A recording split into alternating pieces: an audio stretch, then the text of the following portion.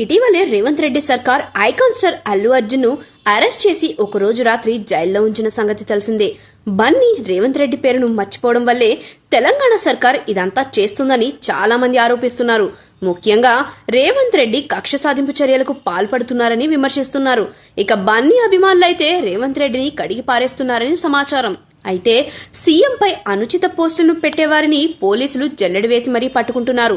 ఆయన గౌరవానికి భంగం కలిగించేలా ఎవరు పోస్ట్ పెట్టినా సరే కేసు బుక్ చేస్తున్నారు. అంతేకాదు చేతికి చిక్కితే కటకటాల వెనక్కి నెట్టి తమదైన శైలిలో కౌన్సిలింగ్ ఇస్తున్నారని ప్రచారం జరుగుతుంది.